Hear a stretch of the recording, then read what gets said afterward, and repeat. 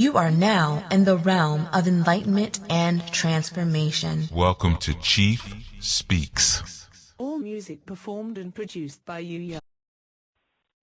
Enlightenment comes from allowing yourself to journey through the dark shadow of death, the primordial abyss of wisdom's waters.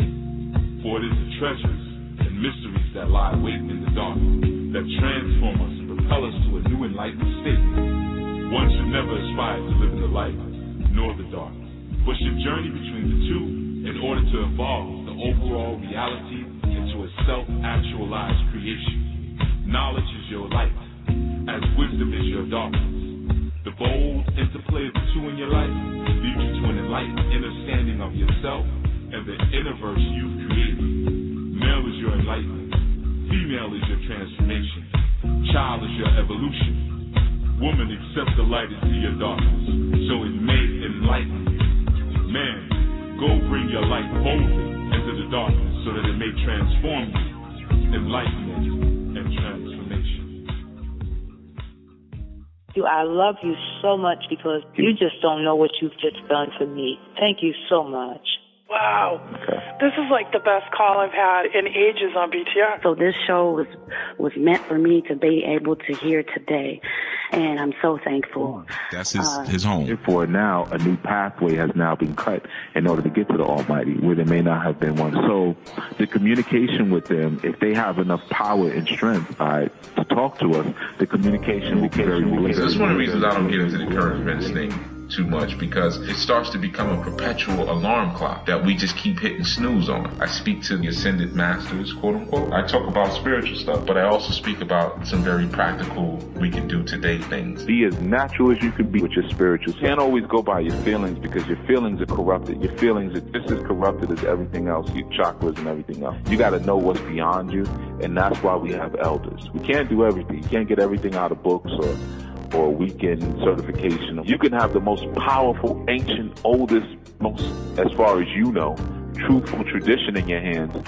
and if you still have a dirty spirit, you're not going to get anything out of it. You're not going to learn anything. You're not actually going to grow. I try to teach in a way where I make myself obsolete. That's always been my goal, to make myself obsolete. I really wanted to, kind of big you up. I think you're awesome. There's a lot of elders out here right now that want to know what's going on. They're not getting on Twitter and stuff like that, but they want to be up on the new stuff. Sit down and have some conversations with them. It's not always about hearing their story. It's also about being news reporters for them and letting them know, like, yeah, this is what's happening right now. They may tell you something about what happened in Charleston that you couldn't even. Your spirituality has to create sane spiritual family.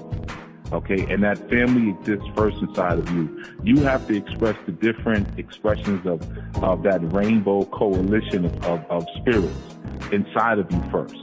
Okay, don't let communities hijack that rainbow. The problem is, when we come into the conscious community, the dudes are doing the same thing that the women are doing. I just want to say that I really enjoy your show every Sunday, and my friend and I call it going to church.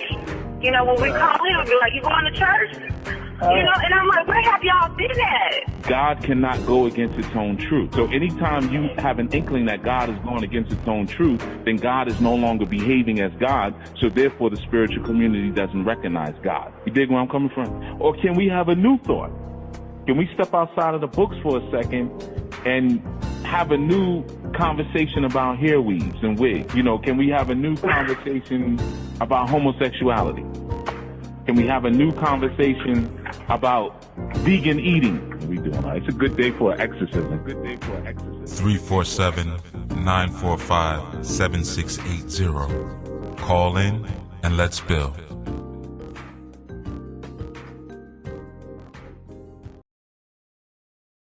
Greetings, Anu Nation, and all you listeners. The Chakra webinar will be on April 10th. So here's Chief Yuya with some information about chakras you may not have known. Root chakra. From this space, fair materialism gestated, and our challenge is to transcend from individual survival to group preservation. Sacral chakra. Here, the need for survival is perpetuated through sex, and the greatest challenge is to detach ourselves from self-serving sexual reproduction. Solar plexus chakra. This is where we tap into our willpower and drive.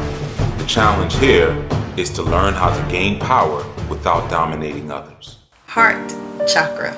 This is where we have our first breakthrough from our animal consciousness into our divine nature.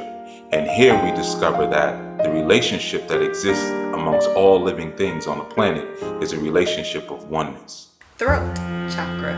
In this space, we discover the power of our life purpose. We discover that transcendence moves us beyond ego.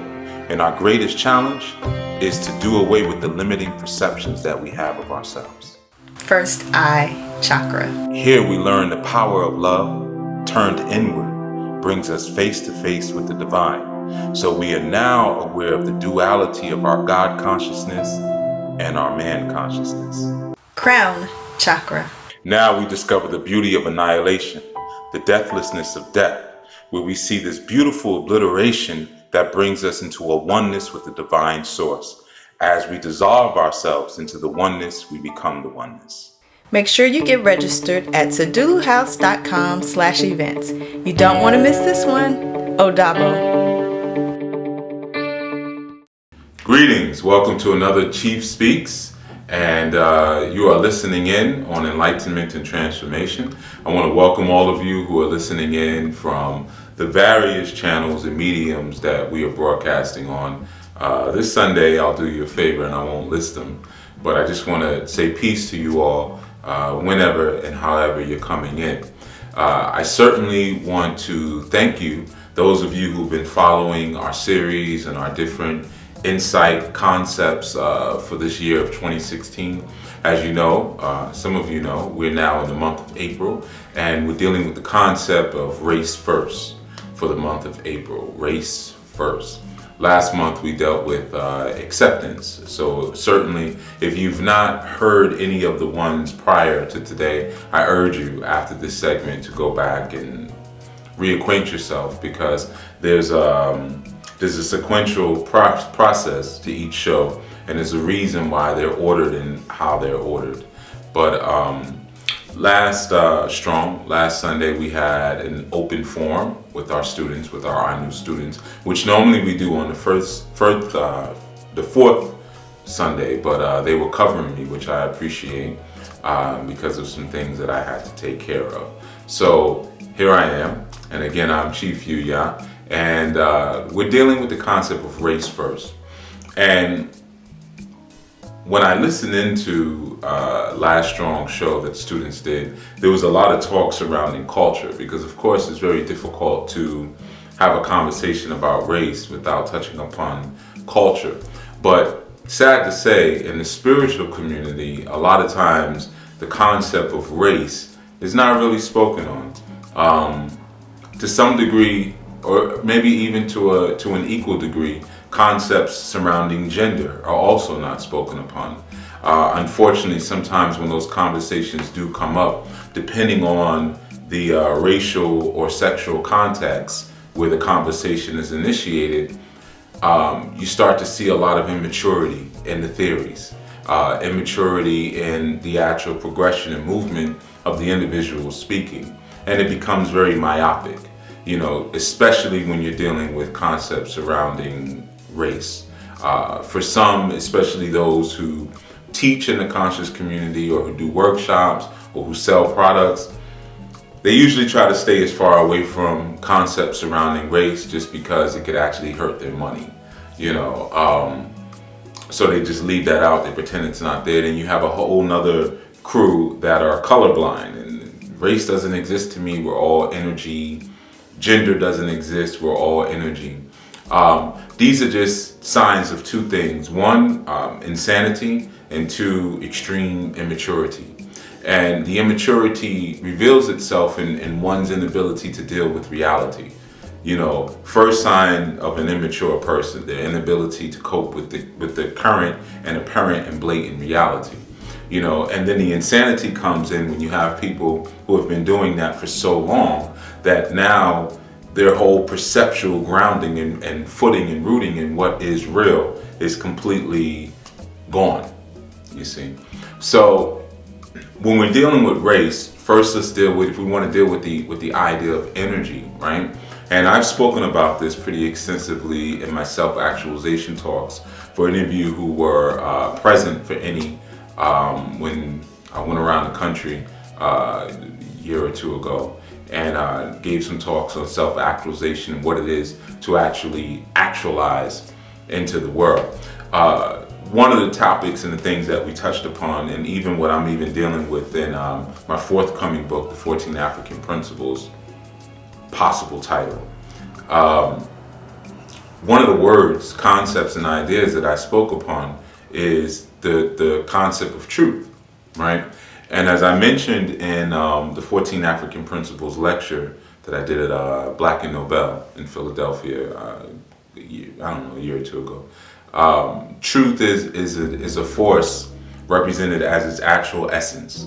So the actual essence of a force or the actual essence of a thing is what truth is. That's why a lot of times when we speak about truth, we say, we want to get down to the truth, meaning we want to get through the layers of illusion, right? And once we can get through the layers of illusion, and a lot of times when that illusion is accepted, then that becomes the delusion, but when we can get through the layers of all of that, then we can get to what we consider to be truth, which is the actual moving essence of a thing before it began to condense into a more thicker form. Okay, so we would call that the truth. Now, in a simpler sense, truth and reality, what I say, truth is the best possible answer at any given time. This is what the truth is. So if someone says, tell me the truth about something you do or something you didn't do, and you give them the best possible answer based on what you currently know about yourself and know as to be the motivation and the motivational reasons and forces and compulsions behind what you may have or may not have done. So we call that the truth. So at the time, it's the best possible answer because you find that as you grow and you expand and you evolve, the truth changes for you. Even when you're studying ancient scriptures and ancient books, part of the specialness of them and the profundity of them is the fact that if you come back at other times and other moments in your life, it takes on a different meaning. The truth of it evolves, or the truth of it expands. But what it is because that truth was nothing but the best possible answer for the moment. And as the moments change and as you spiral to different moments, then that truth will be something different for you. So the truth is really, it's still just another perspective. At the beginning of the day and at the end of the day, it's another perspective because it's the best actual answer.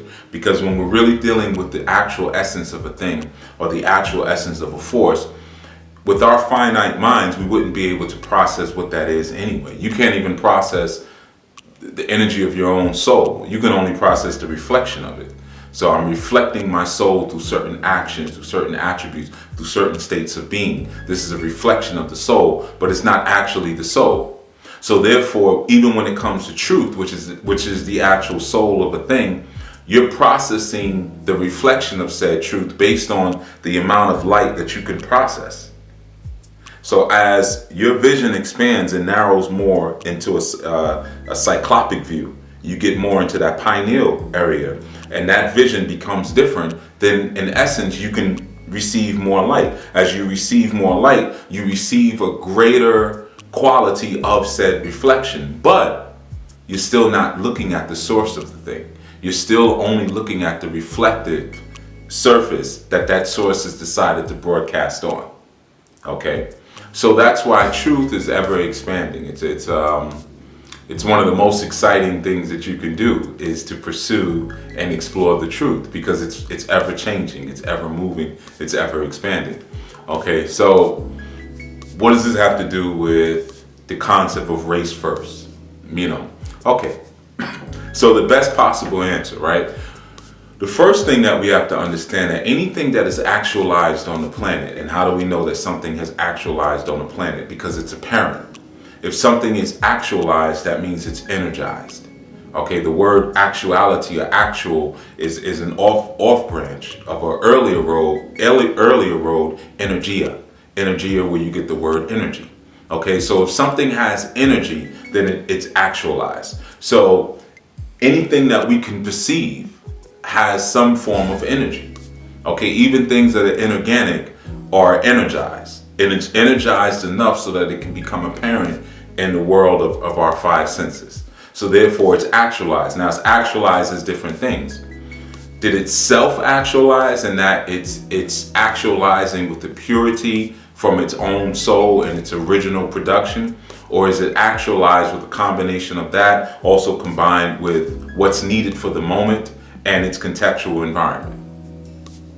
Well, this is kind of why it changes, because this is called, when we begin to move beyond our actualization that's a product of our environment, or our actualization that's a product of our current set of needs, or our current position in the karmic scale, then we begin to get closer to a place of self-actualizing. In order to self-actualize first, because that's a form of freedom, we have to first face the truth.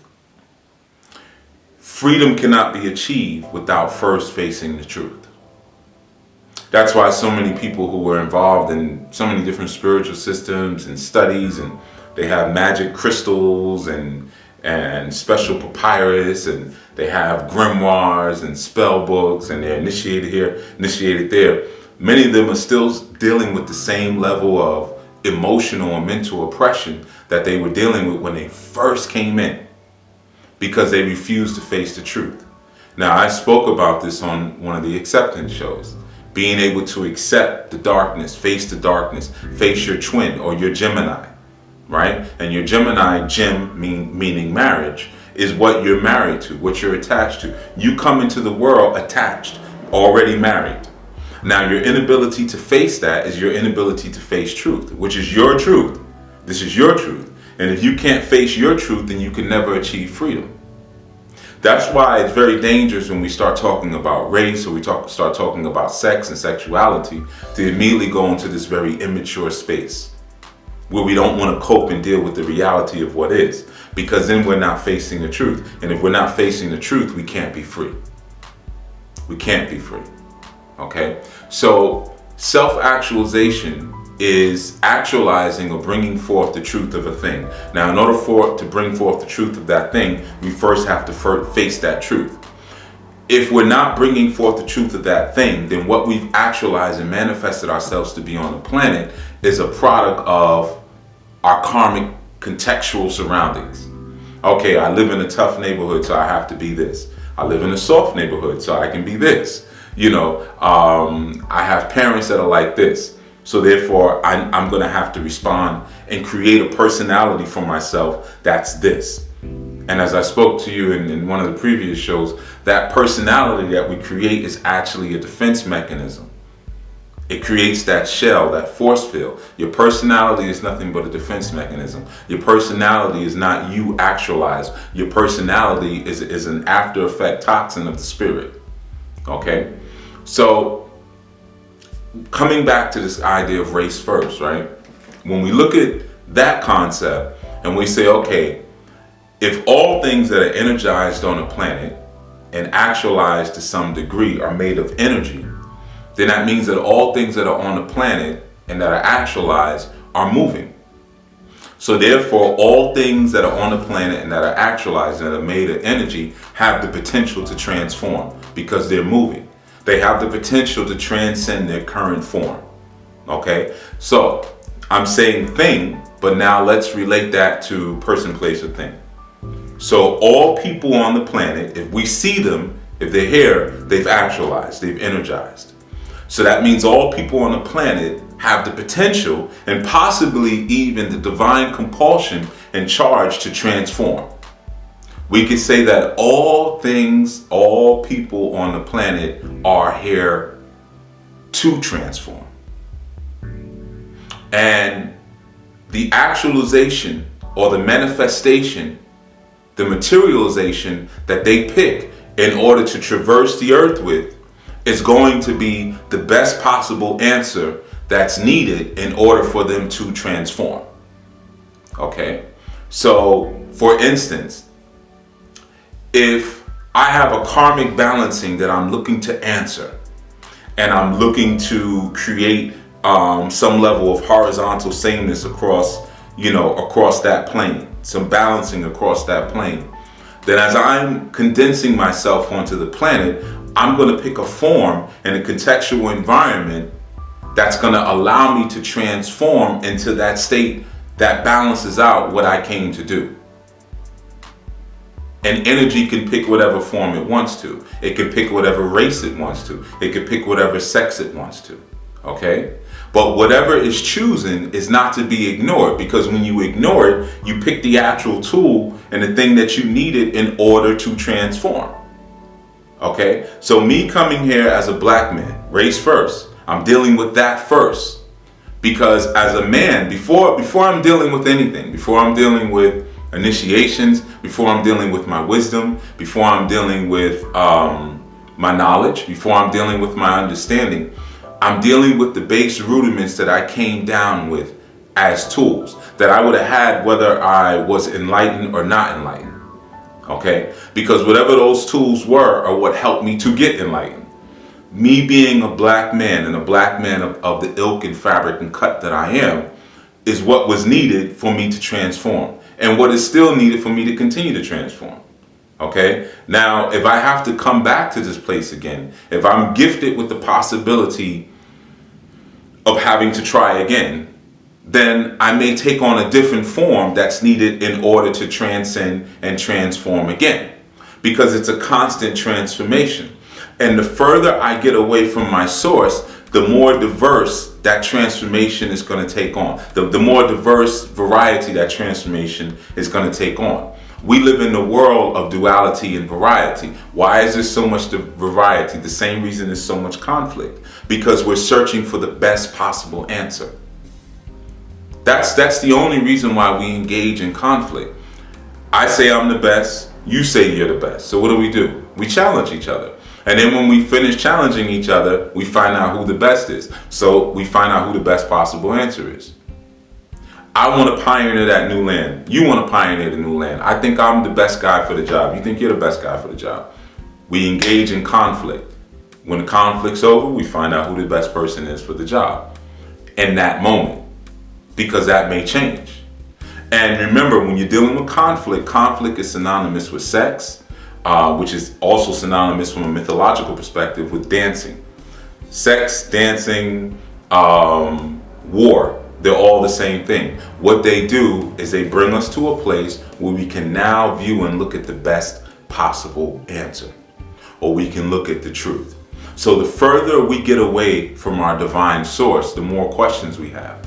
The more we have to discover and figure out what the best possible answer is, or what the truth is, because we're further away from the truth. Source being truth.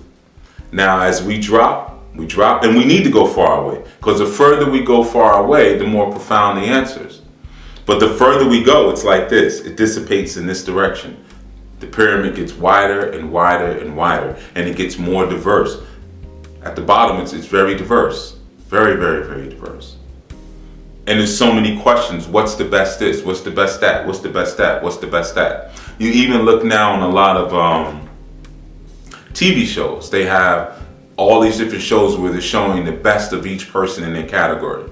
Whether it's the best chef or the best pit stop mechanics, or the best carvers, the best this, the best that.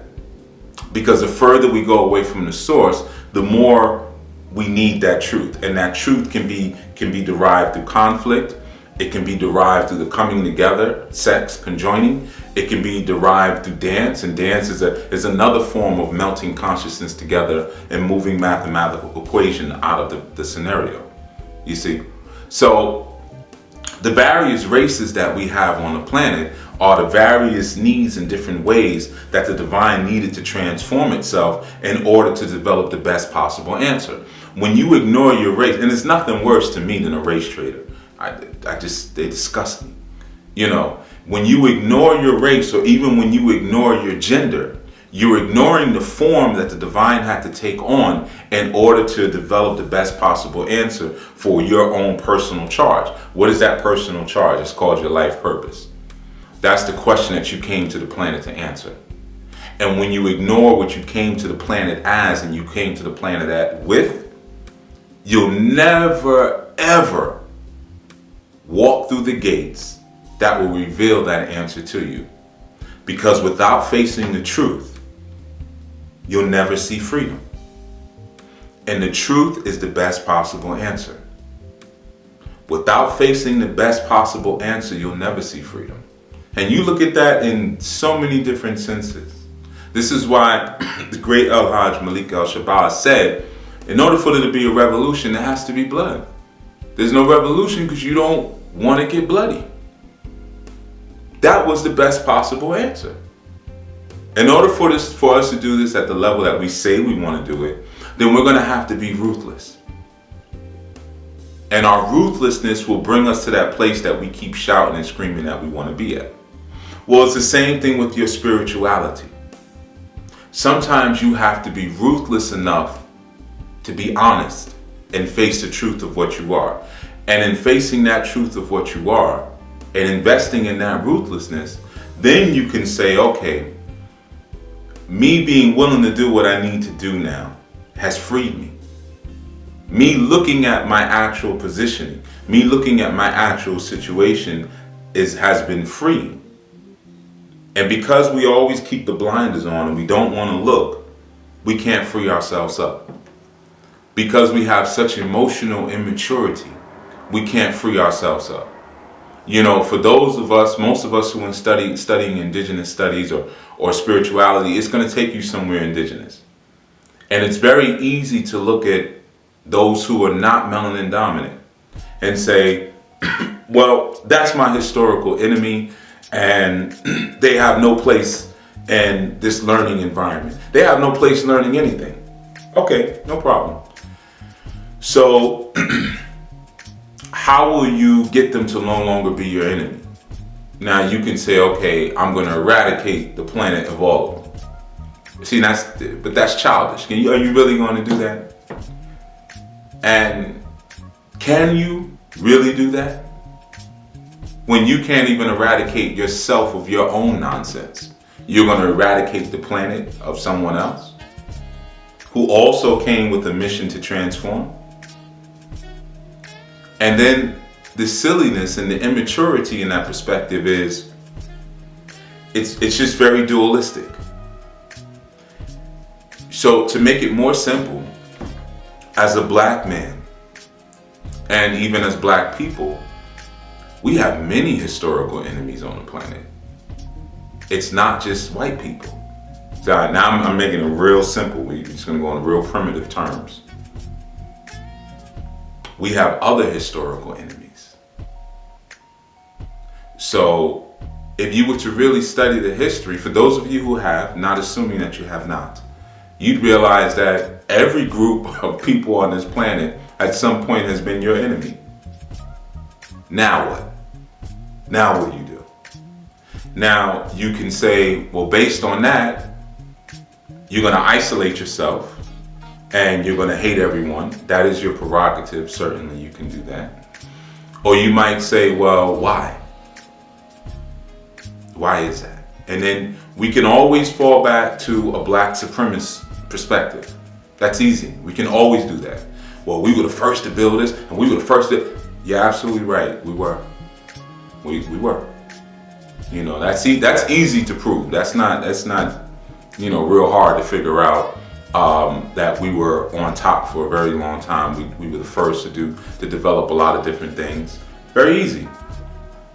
So if at a time we were the best possible answer, and another group says, well, I think we're pretty good too, what would they have to do in order to determine who truly is the best possible answer? Let's go back to what I said before. Dancing, sexing, fighting brings forth the best possible solution, brings forth the truth. Fighting, so we'll invade you. Conflict. We'll kill you, we'll oppress you, we'll go to war against you. And then whoever comes out on top gets to plant the flag. They now become the best possible solution. Miscegenation. We'll try to sex you out of existence. Right? And that will let us determine who the best possible solution is. You see? So at some point you begin to realize that, and I think it was Brother Zach who said this in Sunday's show. He made a good example comparing race to teams, and how you have to first determine what team you're playing on and you're fighting for in order to determine which direction you should be moving. You know, so to some, I'm paraphrasing, right? So if we could look at it in the same sense and we realize that, well, if I'm on the top team, and in order for others to have my position, because they want this position, they're going to have to confront me in some shape, form, or fashion in order to determine what the actual truth is. Everyone's not going to be content with sitting at my feet and me telling them I'm the best. I'm going to have to prove it. So they're going to do different things in order to really make me earn it. Okay? Now I can sit like an immature brat and say, oh man, look at what they're doing. They're doing this now. They're doing that now. They're doing that now. I can do that. Because why? That's very easy to do. Or I can look at it for what it is. This is a global challenge of my supremacy. That's all. And I can face the challenge like a warrior. I can face it like a general. I can face it like a lieutenant. Or I can sit back and accept that I'm hated by the world and for no logical or rational reason other than just that. And then I can begin to hate myself for no logical or rational reason. And that self-hatred, that's easy. That's easy to perpetuate. So now I give up what the best possible solution is. But now what's the problem there? Like they say, a coward dies 1,000 deaths. There'll still be a mechanism working inside of me that will be telling me that, you know what? But you didn't actually do it properly. You let someone believe that they were the best possible solution, but they didn't actually go through the proper protocols of warfare. You just gave it to them. And deep inside, you're going to know they didn't get it the right way. You didn't give up your position the right way. So now you start going crazy. And in that craziness, now these different immature rhetorical expressions begin to come out. Because you didn't do it the right way. If you fought and you lost, okay. If you went through the proper protocols. So, one of the reasons that I wanted to entitle Race First as the series overhead, it was still the same concepts I wanted to deal with this month, but I felt that the idea of even looking at our race first was so important was because each collective group has a spirit that governs it. Just like I explained to you guys before, even in the animal kingdom, there's an overhanging spirit that governs it. There's for fox or the canine, there's a spirit of the canine, and then there's a hierarchy here. There's subdivisions of that. So you may have the canine, but then you may have the wolf, then you may have the fox. You may even have the domesticated dog, and you keep going. And this is how you create a spiritual kingdom. But overall, there is a karmic and an energetic charge related and associated with each kingdom. So it's the same thing. Now, some people will jump up with this they like to say, there's only one race, there's a human race. Bumper sticker is easy. This is a part of the immature responses. It's very easy to grab a bumper sticker and say, I'm going to say that because that will shut you up. And that's usually what they're looking to do, to shut you up so that way we can embrace certain concepts without any critical thinking. So there's only one race, human race. Oh, that's so true. Not really. That's not really true. The word race is also synonymous with current. In fact, and maritime terms, when you have water that's going through a small channel, right? That's actually called a race. When you have a larger body of water going through a smaller body, it's called a race, right? Now that smaller body would represent what? Now what did I say earlier about the pyramid? Down here you got all the diversity, and then as you get closer back to the source, it's going to narrow. And when it starts to narrow, we have concepts of race. Why? Because we got to determine who's going to go through that. Everybody can't go through. Everybody's not going to make it. So we'll determine through aggressive and through aggressive and human selection who's going to make it through. Now, just even when you're dealing in terms of aqua life, this is called a race. So there's different races. People are trying to get through that narrow hole to be the best possible solution, right? So even in your own spirit world, in your own spirit walk, you have different dimensions of who and what you are, right? Now, when we're dealing with the Risha consciousness, we're dealing with a consciousness that you select. Now, why do you select it? Because I need a certain consciousness, a way of thinking to get me through a certain moment that I'm going through in life. The best possible solution. So right now, the best possible solution for me to be may be Shango. Or the best possible solution may be for me to be Yemoja right now. Or I need to be Oko right now. You know, I'm tapping into these various forms of consciousness in order to transform to where I need to be. That's the truth.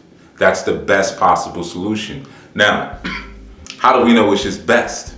And it's just what's possible? Because it changes. Because tomorrow I may have to be Ogun. Then I may have to be Eshu. It's changing. It's constantly changing in order to get back through that narrow passageway, or that Igba Odu, or that sacred grove, when we're passing through that sacred calabash, so we can get to where we need to be. You see? So we need to start taking, some of us, not all of us, not assuming that everyone has this issue, but I know it comes across my mat a lot. We need to start taking a mature look at our earthly endowments. What did we come here with, and why? Why were we crafted, sculpted, and molded in the form that we are? If it's something that's to be ignored, if it's something that's just, it's negligible, then why would the divine spend so much time creating so much diversity? For us just to easily whisk it away and say there's only one race. Yeah, greater collective spirit. Now let's talk about the subdivisions. That's like me going and getting a pet wolf. There's only one animal. There's only one dog kingdom. They're all the same. All right, go try that out. Test that theory. But if the divine went through that much work to create that much diversity, right? Because even though we're falling far from source, that's the beauty of how this thing works. That divine energy is still active even at the lowest rungs. It wants to be active at the lowest rungs. It wants to participate in the diversity, because sameness is death. It's through the diversity and the conflict and the loving and the hating that the truth is given rise to. In order to give rise to the truth, you first must have the conflict of two things coming together and melding. And those two things are usually different polarities. And when those different polarities come together, they now remove the bond and the breakage of duality. They become one. It's like when you become one with your demons, when you face your darkness and you absorb it and you meld yourselves together with iron. This is the science of Osameji, that sacred Odu. When you have those two pieces coming together and they're smelted with iron, and it says when these things are put together with iron, they cannot be broken apart. What it's talking about in that Odu is talking about your relationships, but more specifically, your relationships with yourself. Okay? And then now you break the curse of duality, and the truth is given rise to. That's why when you come together with your man, or you come together with your woman, what do you produce? When you break those walls down, a child. And that child represents the truth, the best possible solution between you two at that moment. Some of you come out with children, your children are duds. Well, that was the best your relationship was going to be at that moment. You just had dud energy in you. You see? So, something I want you guys to give a lot of thought to. We're going to cover some more of it. But I know it's a tricky topic for a lot of people, and that's because they have so much emotion connected with the idea of truth. For some, it's a lot of guilt. For some, it's a lot of embarrassment. For others, it's a lot of anger. There's a lot of hurt. But we have to face that, because there's always a thought that fuels the emotion. And behind that thought, there's a spirit. So we have to be able to face that so that way we can take accountability for where we're at. And that's the sharpest knife that we need to grab hold of when it comes to the idea of race first. Accountability. What is my accountability? What is my obligation to the group that I sprang forth from? What is the karmic and energetic charge that's currently on that group that I came through to help rebalance? I have to start there. And then once I start there, then I can properly get back into the race and see what the best possible solution is. But I can't do that as long as I'm ignoring the weaponry that I came in. It's like me being born a black man, there's certain tools that I came with. Even in my voice, the melanin is so active in my voice, I can hear it when I speak. When I speak, I feel everything vibrate. That's a property of melanin, because melanin works strongest in the lowest and the bass frequencies. So if I were to ignore that, then I would be talking like this, because I don't have anything on the high end. There's nothing left. If I were to ignore where I'm at, if I were to ignore what I came through with, you see, then I lose all of my tools. I can't even function in the world now because I'm in denial.